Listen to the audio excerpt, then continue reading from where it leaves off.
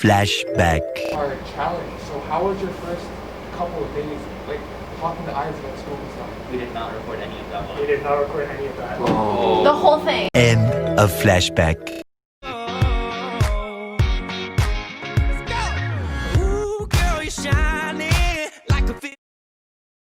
Welcome back to a Jags Life podcast episode 2. Today your host will be O'Brien Greaves and co-host Isaac Martins. And we have a special guest today. Alphred is a part of our grade 12 leadership class. And from growing up in Georgetown, growing up in Canada, we have a different experience, a different type of life than what Alphred did because he grew up in Syria. And as we know, Syria is a war-torn country right now. So he got the opportunity to come over, and I think his story on that change, that transition, would be educational and interesting for us to hear about. So why don't you introduce yourself a bit? My name is Alphred. First of all, I would like to thank you guys for having me, giving me this opportunity to talk to you and on the podcast so we can teach people, not just teach people, let them know some other stories. I'd like to start, as you mentioned, I'm from Syria. Came here in 2016. At first, my parents did not want to come. So my story starts around in 2015. We have a friend that lives in Canada who's been living here for 14, 15 years. Her name is Rita Kassab. She texted my parents actually and said she offered them the idea of coming into Canada. She said it's available. I can contact the church here and we can work it out. And I didn't know of any of this. It was just between my parents and her. And my parents didn't even let us know back then because they just right away they told her, "Oh, it's not no, we're not thinking about it." Because although Syria wasn't safe, they still had the faith and believed that it could, the part we lived in is a little bit safer, and they still believe that they wanted to believe it's actually safe. Okay, I see. Because our family was there and everything, and we were attached, and our friends and everything, we didn't want to leave. Yeah. So near the end of 2015, my dad got injured. He got there was a bomb and he was near and he got injured in it. The car got bombed, everything, and it's actually a crazy story that I'll go more into depth into. But yeah, that was the turning point.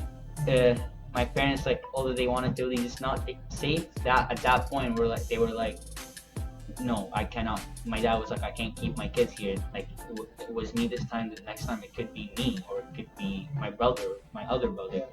Going off of your brother, I remember me and Alfred went to the same elementary school, Holy Cross, and I remember him coming. We became instant friends right when he came. Obviously, the English barrier, he didn't speak English, and it was a barrier, but we still got along. And I remember one story that he told me. It was he was at school. Do you want to explain that story? When you and your brothers, and there was a bomb that went off at your school. I don't know if you remember that, but I remember you telling me, and that stuck with me. That's crazy. People in Canada, we don't go through that. Anything like that. Yeah, actually, I don't remember the day or anything, but one day, another day at school, there was although during the war and everything, we still tried to go to school and stay educated, because if students stop going to school and there's no education, there's no future for the country. Right. People can't just give up on the country. We were still going, and just another normal day. Near the end of the day, it was the bombing. It went waves. Sometimes it'd be much more safe, and some days it's just 40 bombs in one day, 40 bazookas. And it was one of those days. And let's just say 4 of them were on my school, the school that I attended. Near the end of the day, they chose a time when people are going into buses, students are going into buses and going home. That's when it's going to be the most people going around. We're waiting for the bus. Some buses had already arrived. Students were going into them. First bus gets hit. Couple of people get injured. The bus driver actually died. There's, I believe, 5 students that died, or 6 that day, and a couple of injured ones. And it was just, traumatizing. We were on lockdown in our school for most of the day. We couldn't leave. That day, not just our school was on lockdown, half of the place I lived in was on lockdown. was actually crazy because the bombing wasn't just at my school. It was like a couple of schools and a couple of areas. We couldn't, and the school I attended was not in the area I lived in. It was like a half an hour away, but with this stuff going on and like it was not easy to move half an hour. That half an hour distance would take you actually like 2 hours or 3 hours to get to your house. And on that day, everything was blocked. Like my dad was near our house, and me, my brothers, and my mom was actually a teacher at that school. Were locked at the school. It was a little bit easier for my dad that my mom was with us because he knows his wife is with us, but it still wasn't easy because there's just an extra person that's in trouble. Yeah. I bet that was also another reason why you guys came here. Like, your two brothers are younger than you. Like, that must have been pretty traumatizing for them as well. Yeah, my other brother who's 2 years younger than me, back then he was like 9 years old, and the other one was actually wasn't at the school. He was with my dad. He was 1 or 2 years old back then. So it was 3 of us stuck at the school, and one is with my dad. So my dad, even if he had to come get us, which wasn't possible at the time, he would have had to carry a 1-year-old with him. That's crazy. And So just from that story, from those couple stories of Alfred, we see that we are in Canada are super fortunate to grow up in a school system where we don't have to worry about anything like that, really. Like, yes, we have lockdowns, yes, we practice lockdowns, yes, school shootings and stuff like that do happen, but we don't have the threats of a bomb coming to our school or anything like that. Nothing even close. Nothing close to that. So, how was your transfer from Syria, your school in Syria, to now, like you said, Holy Cross with Isaac? How was that experience? So pretty much, I'm gonna be touching about the process of me coming from Syria to here. Actually, after the story I just told about the school stopped for around a year, so I was left a year behind. Then we moved to Lebanon for a little bit before to get to Canada, and that took around the process of us actually applying until we got to Canada took around 8 months. It was a long process. They agreed on us coming. Then first we had to do a medical test. Then we waited. There was an interview for them to we got the first yes, but then there's a second yes of they interview you and your family if you should if you're safe to come to Canada. Pretty much they ask you military and war questions about what. And we did the interview and they agreed and everything, and we had a plane. First we went from Lebanon to Egypt, then from Egypt straight to Canada, and that was we had to wait 4 hours in Lebanon to take the plane to Egypt, another 4 hours in Egypt to take the plane to Canada. And after we got to Canada, there was a process. You're entering a new country for the green card and everything. Not actually the green card, I believe it wasn't right away, but there was Still process. Really, there was a process of some type that we need to go through. Yeah, we went through that, and I got here, I believe it was very early in the morning. It was around 7 o'clock in the morning, and I did not really sleep on the plane. I'm not a person that likes to sleep on plane. For sure. And I was tired. There was my sponsors, and our friend Rita that I mentioned was here to welcome us. They took us. They had dinner. I remember the first thing I ate ever in Canada was ham. And I actually had ham for the first week of me being in Canada. Wow. Believe it or not, it made me hate ham for a good year. Then it was around September. So the school had already started for around, I believe it was around 2 to 3 weeks. School had already started. I was in grade 8. Although I had not went for a year, I went. I had an interview with the school. I believe I got there. I'm not sure on exactly what day. I think it was either a Sunday or a Monday, and I went to school on a Tuesday. It did not. It was just kind of quick. We tried to get they tried to get us into school right away, so we're not left behind more than we were really left behind. And I entered grade 8, my age-appropriate class. At first, it was very difficult. With English being my second language, it was very hard to communicate at first. I remember going into the class, people were like, "Oh, there's a new kid looking," and some people would come up to me, "Oh, what's your name?" and when I answered, they can tell I'm obviously not from Canada. Like, where are you from? And it was like Syria, and obviously I wouldn't say I was shy. I was awkward. Like Yeah. I was afraid of not knowing what to say. I feel like you were the Because of my- center of attention too. Like, I was also like, yeah, of course, center of attention for like the first day at least. And the teacher tried to make it feel not that way. She tried to make it feel as normal as possible. Like it was also still difficult because a lot of the time I don't understand what the teacher's talking Yeah. about. True, Like, exactly. it's a whole another language I'm pretty much learning grade 8 Yeah. in a different language. But it kind of like I knew a little bit of English to understand, but I couldn't speak. Like I knew words, but I couldn't put them together. Oh, okay. So it was difficult, but I got over it because when you're always using English, listening to English, everybody talks with you in English. I was able to learn in like a month or two how to actually start having a Conversation. you picked it up pretty fast. Yeah, to have an actual conversation with people. It was not as difficult anymore. Than after the first year, I started to be some like going into grade 9, good at English, and that's language wise. Making friends at first wasn't easy. Also language as well as like I don't know what people here like and don't like and what people are like. Obviously, we're still humans. We're similar in a way, but it's different cultures. Different, yeah, of what, course. For sure. what my culture or beliefs are different than theirs, and I didn't know that. Well, I noticed the similarities. Of course. So yeah, it took a while to make some like new friends, like to realize what groups I want to be part of and everything, because I also didn't want to drift the wrong way and everything. So there was a lot of pressure, and kind of there was people to guide me through it. One of which was Isaac. At first, we didn't click off right away, but we ended up being close friends, and he helped me throughout grade 8 and going to grade 9. He was also like one of my closest friends, which I appreciate a lot. He helped me a lot through the process. Yeah, like, going back on the language, for us in Canada, right, we're taught French, but that French language is not, it doesn't become almost mandatory. Like, we don't need to stick with it, we don't need to be fluent, we don't need to completely understand everything. Like for me, example, I took French from grade 1 and I stopped in grade 9, and I can still talk English and communicate with everybody around me.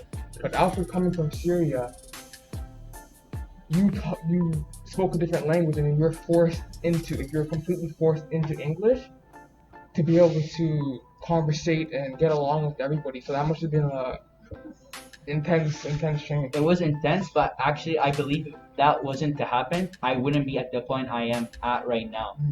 Being forced to speak English helped my language so much, because if I wasn't forced to speak English on a daily basis with everybody, I was not gonna learn it this fast. Exactly. Because I would have had to like, who am I gonna practice it with? Exactly. Like we learned English in Syria. It's not like we didn't learn, but there was nobody to practice it with.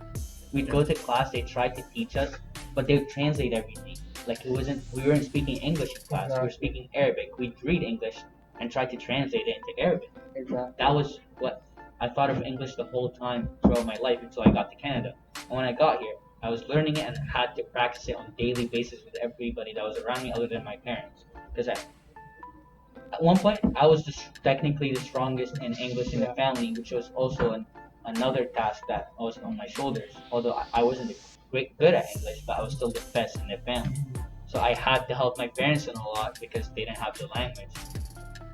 I remember even thinking back, like, me and you used to hang out all the time in grade 8, and going over to your parents' house, you would always have to translate if I want to say, like, hey, or something, you would always have to translate to them what I'm saying. But now growing up through the years, like, going to grade now 9, 10, 11, throughout the years, even like your little brothers, they've gained English so much, and now they're fluent in it. It's crazy to think. Exactly. Like, your equivalent being forced into English would be our equivalent in being forced into French. And I'm still bad at it. And I'm still bad at it too. I stopped in grade 9, so like that's good. That's really good. Yeah. And then going into high school, how did that kind of like transfer? Because I know from elementary school it's one thing. Like I'm sure that was really tough on you, and you went in grade 8. It's not like you had kindergarten all the way to grade 8 to kind of grow in your literacy skills and your social skills. Like you jumped right from grade 8 and then right after grade 9. So How was how's that experience? It was not easy, but also wasn't hard. What was hard was grade 8, coming with a whole new language and no idea of anything. In that year, I took that year to pretty much observe and learn everything about my surrounding because I had to. And of course, I had people helping with that as well as Isaac. Going to high school was much easier. I still, academic wise, it was a little bit more difficult. I had to work harder than other students because I didn't, also, of course, I didn't have the language. But even in that, I had people help me with that. I had Miss Mac, who was my English second language teacher. No interruption, alright? 2 very boring minutes later. Yeah, like I said, I had a lot of help from people. Academic wise, I was a little bit left behind, but I also had people help me with that, especially Miss Mac, my English second language teacher. It was a lot of help in grade 9 and grade 10. I was there almost like once a day, sometimes a bit less. Shout out to Miss Mac. Yeah, it helped a lot. Like, of course, for like using the language every day on daily basis helped communicating wise, but academic English is different than communication, or that's how it felt like to me, and that's why she was so much help to me because she helped me academic English wise. And yeah, other than that, that was really the only thing I had the hurdle that I needed to get over in high school. Other than my friends, Isaac, and a lot of other people helped me with, like that was not a problem at all. I feel like once you went over the language barrier, getting used to things, getting used to Canada, I think you were able to get along with people, make friends, find your group.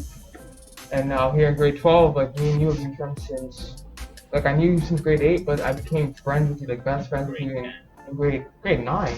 Second semester, grade 9. Maybe the end of grade 9, yeah, and Yeah. beginning of grade 10. And then we've all seen you grow as a person, get better academically, get more comfortable, Sports, everything. basketball team. Everything. Yeah. So, Yeah, go ahead. what I was saying was, like, is there compared to Syria, I'm guessing there's you said there's a different social culture, right? There's different ways people act. Not different ways people act. It's just I don't even know how to explain it really. I mean, I think it's just different culture. It's You just, know? yeah, simple different culture. It's not we're still like humans still are gonna human. act the same way. Just culture-wise, you can say Canada was a little bit more ahead Yeah, for sure. in What time. do you mean by that? Like, A little bit more ahead in time, like More technology. a little bit more. Not even like we had technology. Like I really don't know how to I don't know how to put it into words. I'm sure it's just more advanced too. Like coming from you've seen Toronto and then. Of course, Canada's definitely Yeah. a bit more advanced. We had everything. We were getting there before the war. If the war was not to happen, I believe we'd be very much close on the same track. But the war put everything on pause, and that's Okay. when Canada got a big jump ahead. okay, that makes sense. That 5-year war, well now 10-year, almost 11. That's what put Syria on pause That makes sense. in developing culture and technology, and that was the gap that I felt different. Okay, I see. Everything that came new to culture as well as technology in that 5-year was where we got left behind it. And yeah, I just wanted to mention how as Isaac mentioned, sports and everything, people look at stuff as impossible. Like in Syria? No, people who thought somebody coming into a whole new world pretty much with no language, like he can't communicate to anybody, would think, oh, some people might give up and be like, okay, my future. Oh, okay, I see what you mean, yeah. Well, grade 8, you didn't even make the basketball team, and I remember grade 8, that was your biggest. You were so upset about it after school, right after school when you found out you didn't make it. Alphred's training outside at the court, and then fast forward to grade 9, 10, 11, and would have been 12. You were on the basketball team every year. Every year, yeah, that's what I wanted to mention. I just wanted it's never too difficult to just give up. Yeah. there's always a way to make it. You have to work harder than anybody else. Work 10 times harder. That's not the problem, but it's always up to the person. Do they have the heart or the time to work hard enough for it? And that doesn't just stand to coming into a new country. College, for example, if you don't think you're academically ready or mentally ready for college, take a gap year or just work 10 times harder. Like, put your mind into it, and you will make it. Things are possible. You just gotta have the right mindset. You gotta attempt your best, do your best at And it. not just college. In grade 9, I actually failed 2 classes. I failed math and science. And that was the point where I was like, and I almost failed English as well. I passed with a 50, 51 maybe. Thanks to Miss Gustar, she passed me. I was not passing. Yeah, thanks a lot to that. Like, that was the point where I was like, damn, like, I need to change something. So I went to summer school, I retook the classes, and I was like, I had to work much harder. I was like, I was working pretty much. I got into high school, and I started getting into the wrong ideas out of high school. I wanted the fun out of high school, not the academics out of high school. And that's a thing not just newcomers do. A lot of students coming from elementary school do, and that's why I want to mention it. People, when they get into grade 9, they're all excited. Oh my God, there's so many new people, so many new friends. You're making friends, parties and everything, and that's all you start caring about at one point, and you start being left behind. And when I failed those classes, I was like, what am I doing? It was a wake-up call. Yeah, it was kind of a wake-up call to me. For in grade 10, I switched my marks upside down. I was like working much harder on academics, on sports. I made two different teams in grade 9. In grade 10, I made 3 different teams and got 2 athletic awards for 2 different teams out of them. Yeah, I feel like coming into high school, that environment change, it like distracts a lot of people socially, because even for me, like coming into grade 9, when you meet all those people, because your elementary school was only, we had 60 people in my grade. I come to CTK, we have, I think, 400 or 500 in grade 9. So Definitely like, overwhelming. Yeah, I'm like, oh, I gotta get to meet everybody. I try to fit in with everybody, and then you lose focus of what you need to be focused on. Like, high school is about school and getting that education to go to the next level, which is, for us, next year, university. I feel like you mature more. Like, you find your identity kind of going through grade 9. You're more of you're foolish and you're kind of just doing it to be cool type thing. And then when you get to grade 10, 11, 12, you start to mature, and then you really find yourself. And that's exactly what Alphred's like. Going from grade 8, we had a bit of more, but like him, he had to get that mature right away. Like, yeah. Of course, it's a whole another new step. Yeah. I feel like I'm gonna get to college, and I'm gonna have to start having the same feeling I had in grade 9. For sure. Of course, For sure. you're an adult. You're gonna as everybody knows, college parties and everything. Having the idea now, I hope I can keep it in my mind when I get to college, because I also do not want to drift away. Exactly, yeah. And it's difficult. It's temptation. It is. All that life has for you is temptation. You either take the attempt or not. You gotta overcome it. And it's all up to the person. It's your decision to take, not anybody else. Even so, with you coming from growing up in a different lifestyle, you're still kind of you have different challenges, but you also have the same challenges with us. So like that's an example of that. Even though he grew up in Syria, we grew up in Canada, he still had that challenge of what to focus on when he got to high school in grade 9. Yeah. So it just shows like the relation of humans all over the world, right? Just because we have different stories, we're kind of all still similar. Yeah, that's something that has to be clear for everybody, I believe. That just because you came from somewhere else or started later does not mean you have an advantage or a disadvantage on them. Always think of it as you're on the same line as them. Like, you're not gonna get any special treatment. Just if you're behind, that's your fault. You have to work harder. It's not anybody else's fault. I don't blame me failing grade 9 and 10 on me coming from Syria. I believe still, if I did not start caring about other things, I still would have passed. And that's all I kind of want to touch on. So Alphred came today with a great story, and I hope it has shown all of us a different perspective on life as a whole, and seeing that it is possible to go through change. Change is important. We can overcome it. Just gotta have the right mindset. I think for people, especially going through similar things, similar challenges as Alfred, just stay strong. Like he said throughout, take these words that he said and just become a better person, both academically and physically as a person in society. So yeah, I think. Thank you. Thank you. Yeah, thank you, I want to Alfred, for thank you coming. guys for having me and for giving me this opportunity to tell people about my story and hopefully Hopefully, we'll get around people. help And them in a way or another. And yeah, Yeah, hope you guys found it educational and somewhat inspirational. and let us guys know, or let them know, let me know if you guys ever want to hear more stories about actually me being in Syria. I heard some people had thoughts about that. We can maybe get back on or make Make another YouTube video or Part two. anything. And yeah, Yeah, I'll let's- always be available. Thank you Let guys. us know. Thank you. follow our social media. Peace.